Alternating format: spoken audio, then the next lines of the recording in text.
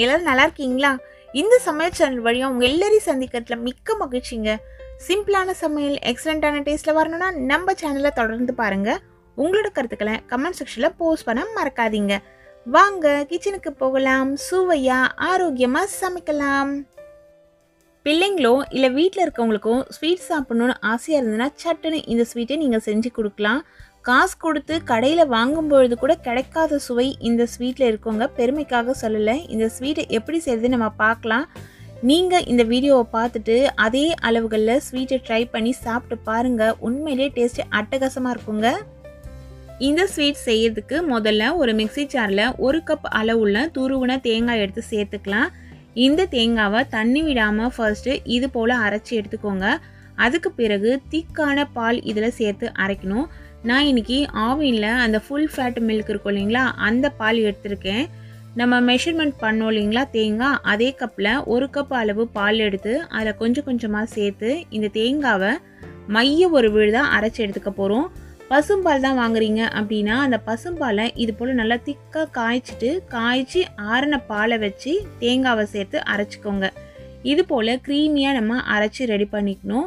இப்போ அரைச்சி இந்த விழுது அப்படியே இருக்கட்டும். இதை யூஸ் பண்ணி தான் நம்ம ஸ்வீட் செய்ய போகிறோம். இப்போ அடிகனமான ஒரு கடாய் எடுத்து ஸ்டவ்வில் வச்சு சுவிட்ச் ஆன் பண்ணிவிட்டு அதில் 2 டேபிள் ஸ்பூன் அளவுள்ள பாம்பே ரவை சேர்த்துக்கலாம். உப்மாக்கு நம்ம பயன்படுத்துகிற ரெகுலர் ரவை தான். இது சேர்த்துட்டு 1 நிமிஷத்துக்கு இது போல் கலந்து விட்டால் ரவை நல்லாவே வறுபட்டுடும். பொரிஞ்சு வந்தது உங்களுக்கு பார்க்கும்போதே தெரியும். ஆனால் ரவையோட கலர் மாறக்கூடாது. பார்த்து கரெக்டாக பக்குவமாக வறுத்துக்கோங்க. ரவை ஃபுல்லாக வறுபட்ட பிறகு அந்த வாசனையும் வரும். அந்த சமயத்தில் ஸ்டவ்வை சுவிட்ச் ஆஃப் பண்ணிவிட்டு நம்ம அரைச்சி வச்சுருக்க விழுதை இதில் சேர்த்துக்கோங்க. ஏன் ஸ்டவ்வை சுவிட்ச் ஆஃப் பண்ண சொன்னேன்னு பார்த்தீங்கன்னா, சூட்லேயே நீங்கள் விழுதை சேர்த்திங்கன்னா சடன்னு மேலெல்லாம் தெறிக்க ஆரம்பிச்சிடும்.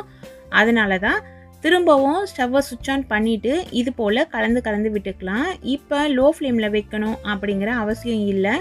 மிதமான தீயில் வச்சுட்டு கலந்து விடலாம். ஏன்னா அந்த ரவை கட்டி இல்லாமல் இந்த விழுதோடு சேர்ந்து கலந்து வரணும். அதே போல் ஏற்கனவே 1 கப் அளவுள்ள பால் சேர்த்து நம்ம தேங்காயை விழுதா அரைச்சோம் இல்லைங்களா, இப்போ இன்னொரு கப் பாலை இதில் சேர்த்துக்கலாம். அந்த மிக்ஸி ஜாரில் கொஞ்சம் பால் விட்டு அலசி அதையும் இதிலேயே சேர்த்துக்கலாம். டோட்டலாக தேங்காய் எந்த கப்பில் அளந்தோமோ அதில் 2 கப் அளவுள்ள பால் சேர்த்துருக்கோம். பால் ரொம்ப திக்காக இருக்கணும். அப்போ தான் நம்மளோட ரெசிபி நல்ல ஒரு சூப்பரான டேஸ்ட்டில் வரும். இப்போது இதை மிதமான தீயில் வச்சு கலந்து விடும்பொழுது இந்த ரவை கொஞ்சம் நேரத்துக்கெல்லாம் இது போல் திக்கான பதத்துக்கு மாறி வரும். ஏன்னா ரவை இந்த தண்ணியோடு சேர்ந்து வெந்த பிறகு திக்காக மாறும் இல்லைங்களா. இப்போவும் நம்ம கலந்துக்கிட்டே இருக்கணும். இது போல் ஒரு ஸ்டேஜில் நல்லா நமக்கு வெந்து ரெண்டுமே ஒன்றா சேர்ந்து திரண்டு வரும். இப்போ தீயை குறைச்சி வச்சுக்கோங்க. இந்த ஸ்டேஜ் வந்த உடனேயே லோ ஃப்ளேமில் மாற்றிக்கோங்க. நல்லா கலந்து விட்டுக்கோங்க. இப்போது இனிப்புக்கு நம்ம சேர்க்க போகிறோம். இனிப்புக்கு என்ன சேர்க்குறோன்னு பார்த்தீங்கன்னா, பொடிச்ச கற்கண்டு சேர்க்குறேன் நான். கற்கண்டு நல்லா பொடிச்சிட்டு மிக்ஸி ஜாரில் சேர்த்து பொடிச்சிட்டு குவிச்சு அளந்து எடுத்து இதில் சேர்த்துருக்கேன். அதுக்கு பிறகு ஒரே ஒரு சிட்டிகை உப்பு சேர்த்துருக்கேன். கற்கண்டு நம்ம வீட்டில் டைமண்ட் கற்கண்டு இருந்தாலும் பரவாயில்ல, இல்லை கட்டி கற்கண்டு இருந்தாலும் பரவாயில்ல. அதை பொடிச்சிட்டு எந்த கப்பில் தேங்காய் அளந்தோமோ அதில் குவிச்சு அளந்து எடுத்து சேர்த்துக்கோங்க. அது ஒரு கரெக்டான இனிப்பாக இருக்கும். கற்கண்டு நம்ம வீட்டில் இல்லை அப்படிங்கிற பட்சத்தில் நீங்கள் நம்ம சாதாரணமாக வெள்ளை சர்க்கரை இருக்கும் இல்லைங்களா, அந்த வெள்ளை சர்க்கரையை இதே அளவுக்கு சேர்த்து செஞ்சுக்கலாம். கற்கண்டு சேர்க்கும்பொழுது கூடுதல் சுவை கிடைக்கும். நம்ம இனிப்பு இதில் சேர்த்து கலந்து விடும்பொழுது அப்படியே இது இலகி வரும். எப்பொழுதுமே நமக்கு தெரிஞ்சது தான், எந்த ஸ்வீட்டில் நம்ம இனிப்பு சேர்த்தாலுமே அப்படியே அந்த இலகலான தன்மை கிடைக்கும். இந்த இலகலான தன்மை வந்த உடனேயே நீங்கள் திரும்பவும் மீடியம் ஃப்ளேமில் வச்சு கலந்து விடணும். இது அப்படியே நல்லா உருண்டு திரண்டு நமக்கு ஒரு அல்வா பதத்துக்கு வரும்.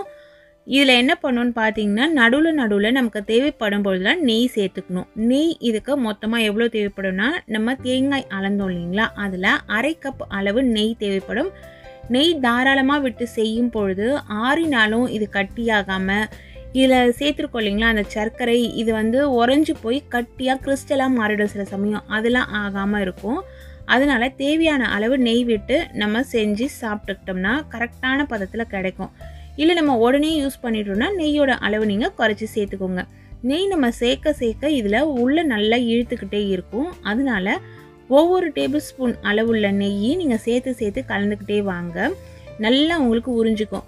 ஒரு ஸ்டேஜில் என்ன ஆகும்னு பார்த்தீங்கன்னா உறிஞ்சிக்கிட்ட நெய் எல்லாமே வெளியே நமக்கு தனியாக பிரிய ஆரம்பிக்கும். இது போல் ஒரு பதம் வந்த பிறகு இதில் அரை டேபிள் ஸ்பூன் அளவுள்ள ஏலக்காய் தூள் சேர்த்துக்கலாம். கண்டிப்பாக ஏலக்காய் தூள் சேர்க்கணும். ஏலக்காய் தூள் சேர்த்து நல்லா கலந்து விட்டுட்டு லோ ஃப்ளேம்லேயே வச்சு கொஞ்ச நேரம் நம்ம வெயிட் பண்ணுவோம். அப்படி வெயிட் பண்ணும்போது பார்த்திங்கன்னா சேர்த்து நெய் எல்லாமே நமக்கு தனியாக பிரிஞ்சு வரும். இப்போ ஏலக்காய் தூள் சேர்த்து நல்லா கலந்து விட்டுட்டேன். இதை அப்படியே நம்ம கொஞ்ச நேரம் வச்சுட்டு வெயிட் பண்ண போகிறோம். இந்த கன்சிஸ்டன்சி பாருங்கள், ரிப்பன் போல் மடிஞ்சு விழணும். இதுதான் ஒரு கரெக்டான கன்சிஸ்டன்சி. இது போல் ஒரு கன்சிஸ்டன்சி வரும்பொழுது தான் நமக்கு அந்த பதம் கரெக்டாக இருக்கும். இந்த ஸ்டேஜில் என்ன பண்ண போகிறோன்னு பார்த்தீங்கன்னா நட்ஸு, நம்மக்கிட்ட எந்த நட்ஸ் இருக்கும் அந்த நட்ஸை இதில் சேர்த்து கலந்துக்கலாம். நட்ஸை நம்ம தனியாக நெய்யில் பொரிக்கணும் அப்படிங்கிற அவசியமே இல்லை, சேர்த்து கலந்து விட்டுடலாம்.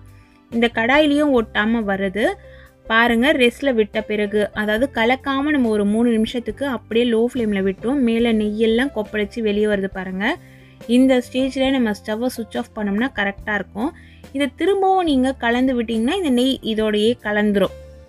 நான் கலந்து காமிக்கிற பாருங்கள். ஏன் இந்த ஒவ்வொரு விஷயமும் டீட்டெயிலாக சொல்கிறேன்னு பார்த்தீங்கன்னா அப்போ தான் இது ஒரு கரெக்டான பதத்துலேயும் ஒரு சூப்பரான சுவையிலையும் நமக்கு கிடைக்கும். இப்போ கலந்து விட்ட பிறகு அந்த நெய்யெல்லாம் மறைஞ்சிருச்சு.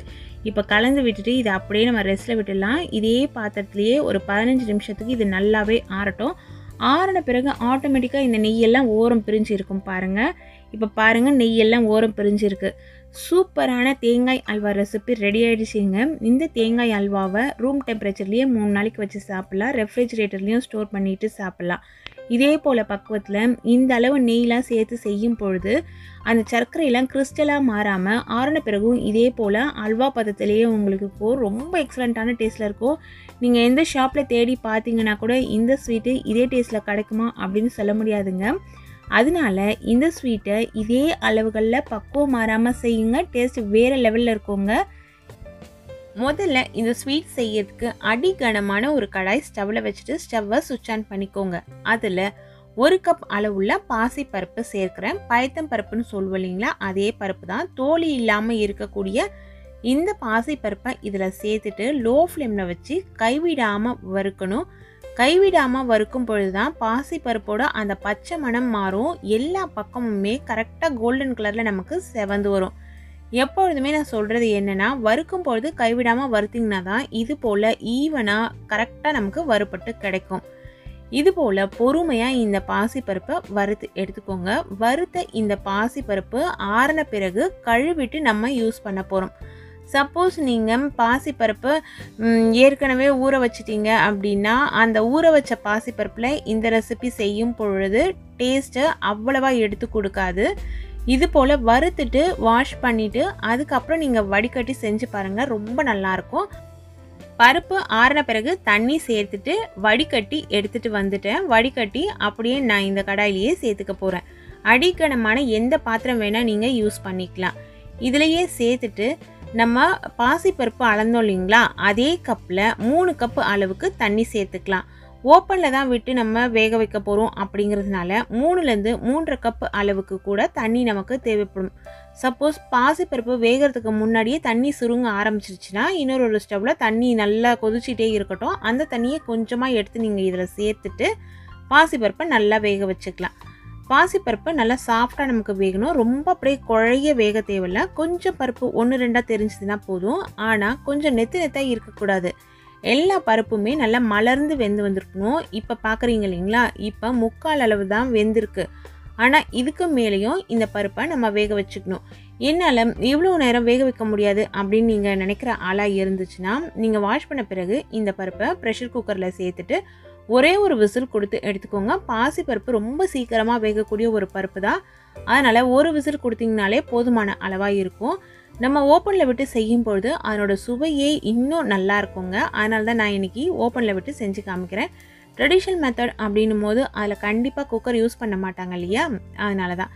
இப்போ பாருங்கள், பருப்பு நல்லா வெந்து குழைவாக வந்துக்கிட்டே இருக்குது. இப்போ நம்ம இதை லைட்டாக மசிச்சு விட்டுக்கலாம். மிதமான தீயில வச்சு வேக வச்சிங்கன்னா இந்த பாசிப்பருப்பு ரொம்ப சீக்கிரத்துலேயே வெந்துடும். ஆல்மோஸ்ட் பாசிப்பருப்பு வெந்துருச்சு. இப்போ அதை விட நல்லா அடி கனமாக இருக்கிற ஒரு கடாய் ஸ்டவ்வில் வச்சு ஸ்டவ்வை சுவிட்ச் ஆன் பண்ணிவிட்டு அதில் நெய் சேர்த்துக்கலாம். இந்த ரெசிபி பொறுத்த வரைக்கும் நெய் கொஞ்சம் தாராளமாக தான் தேவைப்படும். மொத்தமாக தேவைப்படுற நெய்யோட அளவு எவ்வளோன்னு பார்த்தீங்கன்னா, பாசிப்பருப்பு எடுத்தால் அதே கப்பில் 1 கப் அளவுக்கு நெய் தேவைப்படும்.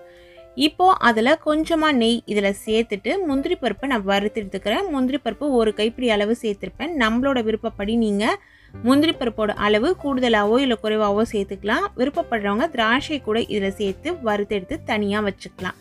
நல்ல கோல்டன் கலரில் முந்திரி பருப்பு வறுபட்டு வரட்டும். லோ ஃப்ளேமில் வச்சே வருங்க. நெய்யோட அளவு சொன்ன பார்த்தீங்களா, நெய் இவ்வளவு எனக்கு தேவையில்லைன்னு நினைக்கிறவங்க அதை விட கொஞ்சம் குறைவாக கூட பயன்படுத்திக்கலாம். அதில் எந்த தவறுமே இல்லை.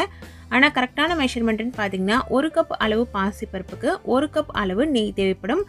இப்போ இந்த முந்திரி பருப்பு நல்லா சூப்பராக வறுபட்டுடுச்சு. அதை எடுத்து தனியாக வச்சுட்டேன். இதில் நான் தேங்காய் எண்ணெய் சேர்க்குறேன். நான் அந்த 1 கப் அளவு நெய்யில் 3/4 கப் அளவு நெய் எடுத்துகிட்டு 1/4 கப் அளவு தேங்காய் எண்ணெய் எடுத்திருந்தேன். அந்த தேங்காய் எண்ணெயை இதில் சேர்த்துட்டேன். அதே போல் பாசிப்பருப்பு அளந்தோம் இல்லைங்களா, அந்த கப்லேருந்து பாதி அளவுக்கு ரவை இதில் சேர்த்து ரவையை நல்லா பொரிய விட்டு பொன்னிறமாக நம்ம வறுத்துக்கணும். ரொம்ப கலர் மாறக்கூடாது. எந்த கப்பில் நம்ம பாசிப்பருப்பு அளக்குறோமோ அதில் பாதி அளவுக்கு ரவை அளந்து எடுத்து இதே போல் நெய்யும் எண்ணெயும் கலந்துருக்கிறதுல நான் வறுத்து எடுக்கிறேன். நீங்கள் நெய் மட்டும் சேர்க்குற மாதிரி இருந்தால் சேர்த்துக்கோங்க. அப்படி இல்லைனா வாசனை இல்லாத எந்த எண்ணெய் வேணாலுமே சேர்த்துக்கலாம். தேங்காய் துருவல் சேர்த்துருக்கேன் இந்த சமயத்தில். ஏன்னா ரவை நல்லா ஃபுல்லாக வறுபட்டுடுச்சு. அதுக்கு பிறகு தேங்காய் துருவல் சேர்த்துக்கணும். ரவை அளந்த அதே அளவு தேங்காய் துருவலை இதில் நம்ம சேர்த்துக்கிறோம். தேங்காய் துருவல் சேர்க்கும் பொழுது ரொம்ப முத்தின தேங்காயும் இருக்கக்கூடாது. தேங்காயில் கருப்பு இல்லாமலும் பார்த்து எடுத்துக்கோங்க. அது போல் துருவி எடுத்து தேங்காயை இதில் சேர்த்துட்டு லோ ஃப்ளேமில் வச்சு கைவிடாமல் நம்ம வறுத்து எடுத்துக்கலாம். இப்போ பாருங்கள் தேங்காய் எந்தளவு நல்லா பொரிஞ்சு வறுபட்டு வருது. நான் ஏன் இதில் என்ன சேர்த்தேன் அப்படின்னு பார்த்தீங்கன்னா, ஆறின பிறகு நெய் அப்படியே உறைஞ்சி போயிடும். அப்படி உறைஞ்சாலும் இலகலாக இருக்கணும் அப்படிங்கிறதுக்காக தேங்காய் எண்ணெய் சேர்த்துருக்கேன். தேங்காய் எண்ணெயில் சேர்த்து செய்யும் பொழுது ரொம்ப மணமாக இருக்கும். நீங்கள் நம்ம சேனலை ரெகுலராக பார்க்குறவங்களா இருந்தால் நம்ம கேசரிலாம் செய்யும்பொழுது கூட தேங்காய் எண்ணெய் ஆட் பண்ணி செஞ்சுருப்போம். செஞ்சு பார்த்தவங்களுக்கு செஞ்சு அந்த டேஸ்ட்டை ஃபீல் பண்ணவங்களுக்கு நல்லாவே தெரியும் தேங்காய் எண்ணெய் சேர்த்து செய்யும்பொழுது சுவை எந்த அளவு நல்லா இருக்குது அப்படிங்கிறது. இப்போ இந்த தேங்காயும் நல்லா வறுபட்டுடுச்சு. இந்த சமயத்தில் ஸ்டவ்வை சுவிட்ச் ஆஃப் பண்ணிவிடுங்க. அப்படி இல்லைன்னா லோ ஃப்ளேமில் வச்சுக்கோங்க. வேக வச்சுருந்தா அந்த பருப்பை எடுத்து இதில் நம்ம சேர்த்துக்கிறோம். ஏன்னு பார்த்தீங்கன்னா பருப்பில் கொஞ்சம் தண்ணி அதிகமாக இருந்ததுன்னா சடசடன்னு வெளியெல்லாம் தெரிக்கும். அதனால தீயை ஃபுல்லாக குறைச்சி வச்சுட்டு நீங்கள் பருப்பை சேர்த்துட்டு அதுக்கப்புறம் கூட நீங்கள் ஸ்டவ்வை சுவிட்ச் ஆன் பண்ணிக்கலாம். ஆனால் லோ ஃப்ளேமில் வச்சு தான் நம்ம இதை சமைக்க போகிறோம். இது போல் நல்லா கலந்து விட்டுடுங்க. நெய்யில் ரவையை வறுக்கும் பொழுதே ரவையோட பச்சை மணம் முக்கால்வாசி போயிட்டுருக்கும். கொஞ்சம் அளவு ரவை வெந்ததுனாலே போதும். அது இந்த பாசி பருப்பில் இருக்க அந்த தண்ணியிலேயே சேர்ந்து வெந்ததுன்னா போதும். தண்ணி நிறைய சேர்த்துட்டிங்கன்னா ரொம்ப குழகுழப்பாக இருக்கும் இந்த ரெசிபி. அப்படி இருந்தால் சாப்பிடும் பொழுது அந்தளவு டேஸ்ட்டாக இருக்காது. இது போல் 1-2 பாசி பருப்பு அதுக்கப்புறம் அந்த தேங்காய் துருவெல்லாம் வாயில் கடிப்படும் பொழுது அதனோட டேஸ்ட் ரொம்ப சூப்பராக இருக்கும். இப்போ பாருங்கள் நல்லா இந்த தண்ணியெல்லாம் சுருங்கி வந்துட்டுருக்கு. இதே போல் உங்களுக்கு எந்த கரண்டியில் கலக்கினா வசதியாக இருக்குமோ அந்த கரண்டி எடுத்துக்கோங்க. கட்டிகள்லாம் இல்லாமல் கலந்து விட்டுக்கணும். லோ ஃப்ளேமில் வச்சு நம்ம ஒரு 5லேருந்து 8 நிமிஷம் வரைக்கும் கலந்து விடும் பொழுது பாத்திரத்தில் ஒட்டாமல் இது போல் உருண்டு திரண்டு வரும். நமக்கு இந்த சமயத்தில் நல்லாவே நமக்கு வெந்திருக்கும் நம்ம சேர்த்த ரவை. தேங்காய் அந்த நெய்யிலேயே பொரிஞ்சு நல்லா பச்சை மணம் மாறி இருக்கும். பாசிப்பருப்பு இப்படி நம்ம கலக்கும் பொழுது ரொம்ப கொஞ்சம் பெருசாக இருக்க பாசிப்பருப்பு எல்லாமே நல்லா ஓரளவு மசிஞ்சு வந்துடும். ஆனாலும் 1-2 அப்படியே அது திரியாக இருக்கும்பொழுது தான் இதனோட சுவை ரொம்ப சூப்பராக இருக்குங்க. இப்போ பாருங்கள் அந்த டிஃப்ரென்ஸ் உங்களுக்கு தெரியுதா? எந்தளவு சுருங்கி வந்துருச்சு. இத்தனைக்கும் நம்ம நான்ஸ்டிக் குக்வேர் யூஸ் பண்ணல, ட்ரெடிஷ்னல் குக்வேர் தான் யூஸ் பண்ணியிருக்கோம். இதுலேயே இந்தளவு ஒட்டாமல் வருதுன்னா நம்ம எந்தளவு லோ ஃப்ளேமில் வச்சு சமைக்கிறோன்ட்டு. இதில் 2 சிட்டிகை அளவு உப்பு சேர்த்துக்கலாம். ஸ்வீட் ரெசிபி செய்யும் பொழுது உப்பு சேர்க்கறது வழக்கம் இல்லைங்களா? உப்பு சேர்த்தா தான் அந்த இனிப்பை அது நல்லா தூக்கி கொடுக்கும். சில சமயம் வெல்லத்தில் உப்பு கொஞ்சம் தூக்கலாக இருக்கும். அந்த மாதிரியான வெல்லம் நீங்கள் யூஸ் பண்ணுற மாதிரி இருந்தால் உப்பு சேர்க்கணும் அப்படிங்கிற அவசியம் இல்லை. வெல்லம் இதில் சேர்த்துக்கலாம். நம்ம 1 பங்கு அளவுக்கு பாசிப்பருப்பு எடுத்தோம் இல்லைங்களா? அந்த 1 பங்கு பாசிப்பருப்புக்கு 3 பங்கு அளவுள்ள வெல்லம் சேர்க்கணும். இந்த வெல்லம் நல்ல சுத்தமான வெல்லம். இதில் தூசை எதுவுமே இருக்காது. அதனால் துருவிட்டு வெல்லத்தை அளந்து அப்படியே நான் சேர்த்துட்டேன். நம்ம ஏற்கனவே வெல்லத்தில் தூசிலாம் இருந்ததுன்னா எப்படி வடிகட்டி பொங்கல் எல்லாம் சேர்க்கறது அப்படிங்கிற மெத்தடில் பொங்கல் ரெசிபிலாம் செஞ்சுருக்கோம். சப்போஸ் நம்மக்கிட்ட கொஞ்சம் தூசெலாம் இருக்க வெல்லம் தான் வாங்கிட்டோம், அப்படின்ற பட்சத்தில் அந்த வெல்லத்தில் கொஞ்சமாக தண்ணி விட்டு வெல்லம் கரையிற வரைக்கும் தண்ணி விட்டு ஸ்டவ்வில் வச்சு வெல்லம் நல்லா கரைஞ்ச பிறகு வடிகட்டி அந்த வெள்ளைப்பாகை எடுத்து இதில் சேர்த்துக்கோங்க. அப்படி வெள்ளைப்பாகை சேர்க்கும் பொழுது இதை விட இன்னும் கொஞ்சம் இலகலாக மாறிடும். ஏன்னா நம்ம இனிப்பு சேர்த்த உடனே அது இலகலாக மாறும். நம்ம பாகா சேர்க்கும்போது அது இலகலாக தானே இருக்கும். அதுக்கப்புறம் நம்ம மிதமான தீயில வச்சு கலந்து விட்டால் ஒரு 10 நிமிஷத்தில் சூப்பராக இது அல்வா மாதிரி ரெடியாகி வருங்க. இப்போ நம்ம துருவுன வெல்லம் சேர்த்ததுக்கே எந்த அளவு இது இலகி கொடுக்குது பாருங்கள். 5 நிமிஷம் கழித்த பிறகு இது போல் நமக்கு இருக்கும். நம்ம கரெக்டான அளவு நெய் எண்ணெய்லாம் சேர்த்து செய்கிறதுனால அடி பிடிக்காது. அதே போல் கலந்து விடுங்க. கலந்து விடும்பொழுதும் நமக்கு ஈஸியாக தான் இருக்கும். இப்போ நல்ல கலரெல்லாம் மாறி எந்த அளவு நல்ல கோல்டன் கலரில் சேஞ்ச் ஆகிட்டு நல்ல தகன்னு ஒரு அல்வா ஸ்டேஜுக்கு கொஞ்சமாக ரெடி ஆகிட்டு இருக்கு பாருங்கள். இதில் நடுவில் நமக்கு தேவைப்படும் பொழுது நெய் சேர்த்துக்கலாம். நெய் நம்மளோட விருப்பம்தான். ஆனால் கண்டிப்பாக அந்த சமமான அளவு சேர்க்கும் பொழுது இதனோட சுவை அதுக்கப்புறம் அந்த மனம் எல்லாமே கரெக்டாக இருக்கும். குறைச்சி சேர்த்துக்கிறது நம்மளோட விருப்பம் தான். இப்போ நான் மீதம் இருந்த நெய்யையும் இதில் சேர்த்துட்டு நல்லா கலந்து விடுறேன். இது போல் ஓரளவு இலகலாக இருக்கும் பொழுதே நம்ம ஸ்டவ்வை சுவிட்ச் ஆஃப் பண்ணிக்கணும். இது ஒரு கரெக்டான பக்குவத்தில் இருக்குது. ஏன்னு பார்த்தீங்கன்னா ஆறின பிறகு இன்னும் கொஞ்சம் நம்ம இறுக்கம் கொடுக்கும். வீடியோ ஸ்டார்டிங்கில் நீங்கள் பார்த்தீங்கன்னா கரண்டியில் நம்ம அள்ளி அதில் போட்டோம் இல்லைங்களா, அது ஃபுல்லாக ஆறின பிறகு அந்தளவு நமக்கு இலகல் இருக்கணும். அப்படின்னா இந்த ஸ்டேஜ் வரும் பொழுதே இதில் நெய்யெல்லாம் ஓரம் நல்லா பிரிஞ்சு வருது, இது போல் பொங்கி வருது. இந்த ஸ்டேஜ் இந்த அளவு இலகலாக இருக்கும் பொழுது நீங்கள் ஸ்டவ்வை சுவிட்ச் ஆஃப் பண்ணிடணும். ஸ்டவ்வை சுவிட்ச் ஆஃப் பண்ணுறதுக்கு முன்னாடி நம்ம ஏற்கனவே நெய்யில் வறுத்து வச்சுருக்கோம் இல்லைங்களா முந்திரி பருப்பு, அதை சேர்த்துக்கலாம். திராட்சை நீங்கள் வறுத்து வச்சுருந்தீங்கன்னா அதையும் கூட சேர்த்துக்கோங்க. இல்லை இது கூட நீங்கள் பாதாம் சேர்க்க விருப்பப்பட்டீங்கனாலும் பாதாம் நம்ம இதில் சேர்த்துக்கலாம். இப்போ சூப்பரான ஸ்டேஜில் ஒரு செட்டிநாடு ஸ்பெஷல் ஸ்வீட் ரெடி ஆகிட்டே இருக்குங்க. இந்த ஸ்வீட்டை சுட சாப்பிடும்பொழுதும் செம்ம டேஸ்ட்டாக இருக்கும். ஆறின பிறகு சாப்பிட்டாலுமே அவ்வளவு சுவையாக இருக்குங்க.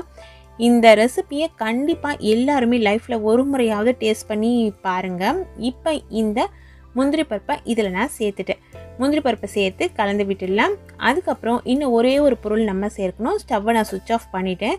லாஸ்ட்டில் ஸ்டவ்வை சுவிட்ச் ஆஃப் பண்ணுறதுக்கு ஒரு நிமிஷம் முன்னாடியோ இல்லை ஸ்டவ்வை சுவிட்ச் ஆஃப் பண்ண பிறகோ அதில் ஏலக்காய் பொடி சேர்த்துக்கோங்க. நான் இன்றைக்கி 3/4 டேபிள் ஸ்பூன் அளவுள்ள ஏலக்காய் பொடி இதில் சேர்த்துருக்கேன். இது போல் ரெசிபிக்கெலாம் லாஸ்ட்டு நம்ம ஏலக்காய் தூள் சேர்க்கும்போது ஏலக்காயோட மணத்தில் நெய்யோட அந்த மணமும் சேர்ந்து ரொம்ப சூப்பராக இருக்கும் நமக்கு. இப்போ பாருங்கள் நல்லா சூப்பராக ரெடி ஆகிடுச்சு. இது இன்னும் கொஞ்சம் நேரம் ஆறின பிறகு வேறு ஒரு பவுலில் நீங்கள் சேஞ்ச் பண்ணி வச்சுக்கலாம். செம்ம டேஸ்டியான ஒரு பக்காவான செட்டிநாடு ஸ்பெஷல் உக்காரை ரெசிபி ரெடி ஆயிடுச்சுங்க. இப்போ கம்ப்ளீட்டாக சூடு ஆறிடுச்சு.